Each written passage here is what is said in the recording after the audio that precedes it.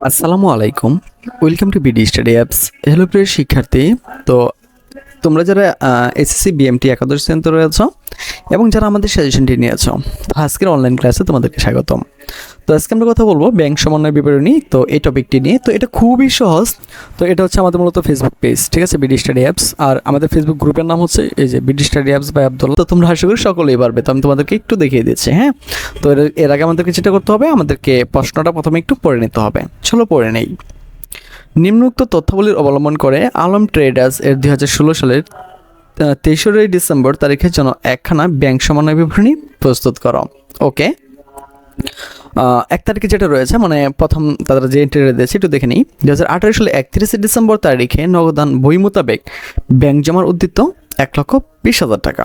ওকে, পাওনাদার বরাবর ইস্যুকৃত মোট এত টাকা দুটি চেকের মধ্যে 23 ডিসেম্বর 2018 তারিখে কেবলমাত্র 9,000 টাকার চেক ব্যাংক কর্তৃক পরিশোধ হয়েছে। তার মানে আমাকে কী করতে হবে, 17,000 থেকে 9,000 টাকা বিক করতে হবে। ওকে, 3 তারিখে রয়েছে দেনাদার কর্তৃক সরাসরি ব্যাংকে হবে, এটা ব্যয় হয়ে গেছে। যাই হোক, ব্যাংকে জমা দেওয়া হয়েছে এত টাকা, যা নগদান বইতে লিপিবদ্ধ করতে হয়নি, তার মানে কি টাকা আমাকে লিপিবদ্ধ করতে হবে।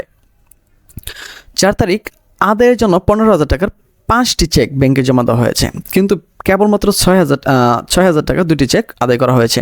তো যেহেতু 15,000 টাকার 5টি চেক ব্যাংকে জমা দেওয়া হয়েছে, এর মধ্যে কিন্তু এত টাকা আদায় করা, যেটা আদায় করা হয়েছে এটা আমি বাদ দিয়ে দিব, আর বাকিটা দেখাতে হবে। 5 তারিখ হচ্ছে ব্যাংক কর্তৃক মঞ্জুরিকৃত সুদ 1,000 টাকা এবং ধার্যকৃত সুদ এত টাকা নগদান বইতে লিপিবদ্ধ করা হয়নি, তো আমরা করে দিব। ওকে, 6 ব্যাংক কর্তৃক 4,300 টাকা প্রাপ্য বিল আদায় হয়েছে, কিন্তু নগদান বইতে লিপিবদ্ধ করা হয়নি। যেগুলো লিপিবদ্ধ করা হয়েছে না, এগুলো শুধু লিপিবদ্ধ করতে হবে, ঠিক আছে। ওকে, দেখো, তো আমরা গড় বানাবো। তুমি লিখতে পারো বিবরণ টাকা টাকাতে, এটা তোমার ব্যক্তিগত বিষয়, কোনো এটার জন্য কোনো সমস্যা হবে না। তো আমরা লিখে দিচ্ছি হিসাবের শিরোনাম। তো আলম ট্রেডার্সের ব্যাংক সমন্বয় বিবরণী, তো 2016 সালে 31 ডিসেম্বর তারিখের জন্য আছে।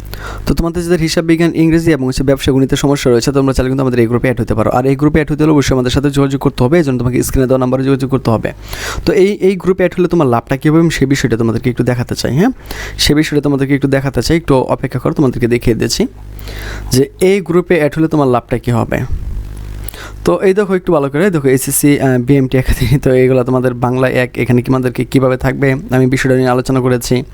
তারপর হচ্ছে চূড়ান্ত প্রস্তুতির জন্য তোমাদের এখানে কথা বলেছি যে ইংরেজিতে কীভাবে তোমাদের কী করতে হবে সব কিছু এখানে বোঝানো হয়েছে। ওকে, তারপর এখানে আমি ব্যবসা গণিত যে ক্লাসগুলো আছে, ক্লাসগুলো আমি নিজে করে দিয়েছি, ঠিক আছে। গণিতের প্রত্যেকটা ক্লাস তোমাদেরকে সুন্দরভাবে কিন্তু তোমাদেরকে এখানে বোঝানো হয়েছে।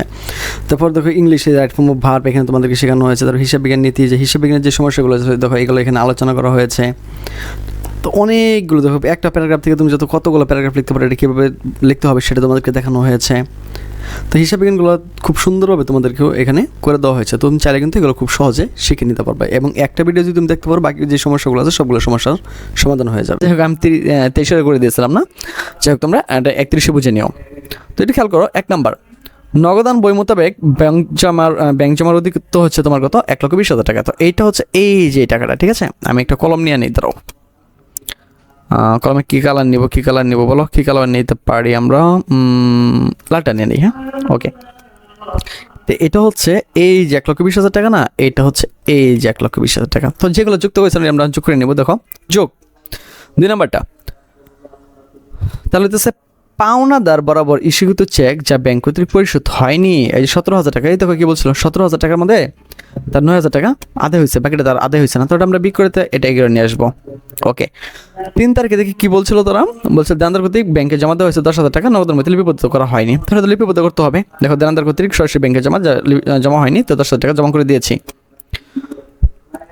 তারপরে আমাকে যেটা করতে হবে, 5 তারিখে চলে যেতে হবে। 5টি চেক জমা দেওয়া হয়েছে, কিন্তু কেবলমাত্র 2টি চেক আদায় করেছে।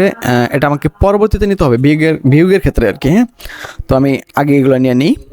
তো 5 তারিখ দেখো, ব্যাংক কর্তৃক মঞ্জুরিকৃত সুদ 1,000 টাকা, ধার্যকৃত সুদ 500 টাকা, লিপিবদ্ধ হয়নি। তো আমরা যেটা করবো, এটা হচ্ছে ব্যাংক কর্তৃক মঞ্জুরিকৃত সুদ, যা সুদটা আর কি, হ্যাঁ, যেটা লিপিবদ্ধ হয়নি, তো সেটা আমরা লিপিবদ্ধ এখানে করে দিব। তো আগে আমি করতে পারো, তো স্যার এটি কোনটি নিতেছেন, আমি আগে আইগুলা নিচ্ছি, ঠিক আছে। আগে আমি আইগুলা নিচ্ছি, পরে শুধু আমি ব্যয়গুলো বাদ দিয়ে দিব। 6 তারিখ, ব্যাংক কর্তৃক এত টাকা প্রাপ্য বিল আদায় হয়েছে, কিন্তু লিপিবদ্ধ হয়নি। এই দেখো, লিপিবদ্ধ করে দিলাম। তো টোটালটা আমরা এই করে নিবো, নেওয়ার পরে আমরা সবটা যোগ করে ফেলবো, ঠিক আছে। মানে যেগুলো আমি পাইছি সবগুলো আর কি আমি অ্যাড করে নেব। মানে এখানে সহজ কথাটা হচ্ছে, তুমি যেগুলো পাইছো, অর্থাৎ তোমার যেগুলো আয় হয়েছে, বুঝছো, ওই আয়গুলোর একসাথে করবা, পরে শুধু ব্যয়গুলো বাদ দিয়ে দিলে হয়ে যাবে। অনেক মজা না? ওকে, তো এটা আমি এখানে লিখে দিলাম। তারপর দেখো বিয়োগ কী করবো আমরা, দেখো চেক আদায়ের জন্য ব্যাংকে জমা দেওয়া হয়েছে কিন্তু ব্যাংক কর্তৃক আদায় হয়নি, 15,000 টাকা জমা তোমার আদায় হওয়ার কথা ছিল, কিন্তু এখানে আদায় হয়েছে কত, 6,000 টাকা। তো আমরা এখানে যে কাজটা করব সে কাজটা হচ্ছে আমরা এখান থেকে এটা বাদ দিয়ে দেবো। তো বাদ দিয়ে দেওয়ার পর আমরা এই টাকাটা থাকবে। পরে ব্যাংক কর্তৃক ধার্যকৃত সুদ চার্জ যা নগদান বইতে লেখা হয়নি, তো এই যে লিখে দিলাম।